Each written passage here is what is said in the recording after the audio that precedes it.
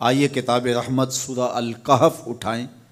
اللہ تعالیٰ نے ایک واقعہ بیان کیا ہے حضرت موسیٰ اور حضرت خضر علیہ السلام کا، کہ حضرت موسیٰ علیہ السلام عزم مصمم کر کے جب چلے تو اللہ فرماتا ہے کہ ہم نے حضرت موسیٰ علیہ السلام کو جس بندے کی نشانی بتائی تھی وہ بندہ ان کو وہاں مل گیا۔ سفید چادر اوڑھے حضرت خضر علیہ السلام وہاں لیٹے ہوئے تھے، تو یہ جا کے ان کے پاس کھڑے ہو گئے کہ حضرت میں آپ کی خدمت میں اس لیے آیا ہوں کہ اللہ نے آپ کو جو خصوصی علم عطا کیے ہیں میں ان کو سیکھنے کی غرض سے آپ کی چوکھٹ پہ آیا ہوں۔ کہا تم میرے ساتھ صبر نہیں کر پاؤ گے، معاملے مشکل ہیں، سفر دشوار ہے، منزل کٹھن ہے، اور میرے معاملات ایسے ہیں کہ تم اعتراض کرو گے اس کے بغیر تم رہ نہیں سکتے۔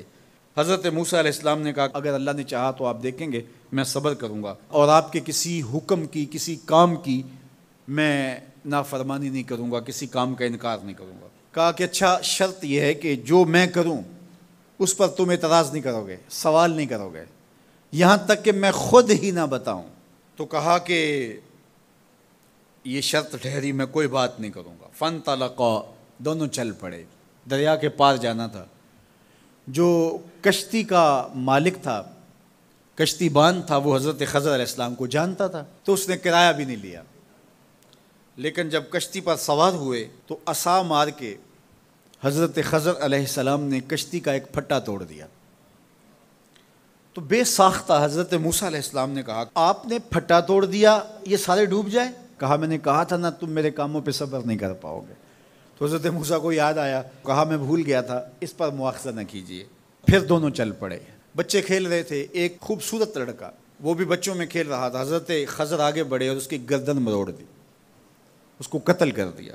صاحب شریعت تھے حضرت موسیٰ علیہ السلام، نہ رہ سکے، پھر بول پڑے ایک جان کو بغیر کسی جان کے بدلے میں قتل کر دیا، اس نے گوایا کیا تھا ہمارا؟ آپ نے بہت ہی جو ہے وہ غلط کام کیا، یہ کام اچھا نہیں کیا آپ نے۔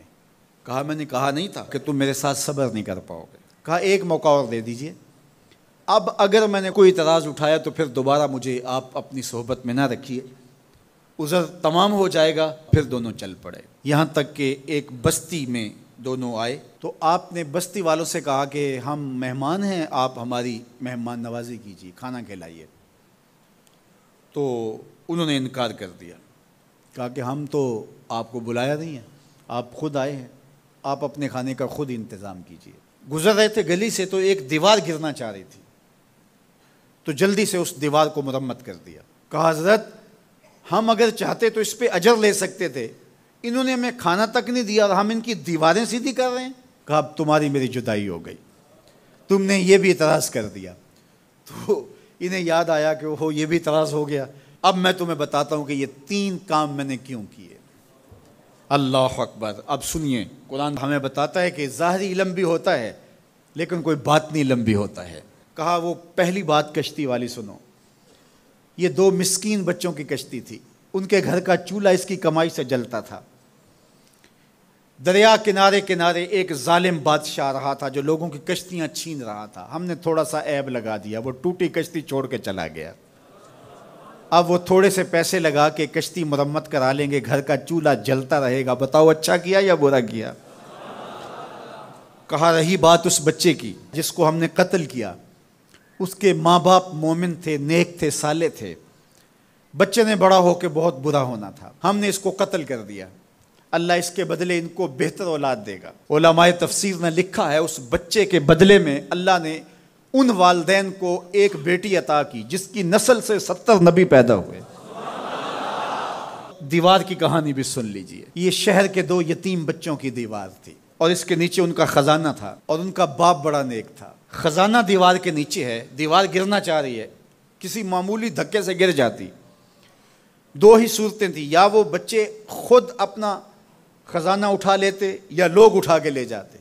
لوگ اٹھا کے لے جاتے پھر بھی ہاتھ میں کچھ نہ آیا، اور اگر وہ خود اٹھا لیتے تو بچے ہیں، بچپنے کی وجہ سے وہ اس کو اڑا دیتے۔ تو ہم نے اس کے اوپر دیوار کھڑی کر دی، جب تک وہ اس قابل نہیں ہو جاتے کہ یہ خزانہ نکال کے اس کو صحیح مصرف پہ لگا سکیں، اتنی دیر تک دیوار گرے گی نہیں۔ اللہ اکبر۔ وہ کسی وجہ سے دیوار قائم رہے گی، اور جب وہ اس عمر کو پہنچ جائیں گے جس عمر میں وہ اس خزانے کو سنبھال سکیں گے تو پھر دیوار خود بخود گر جائے گی اور یہ خزانہ نکال کر کے اپنے کام پہ لے آئیں گے۔ میں جب پہلی مرتبہ اس کو جو ہے وہ غور کے ساتھ تلاوت کیا تو مجھے یہ لگا کہ اس کا انطباق پاکستان کے حالات پہ بھی ہو سکتا ہے، اس لیے کہ یہ بھی یتیموں کا سرمایہ ہے۔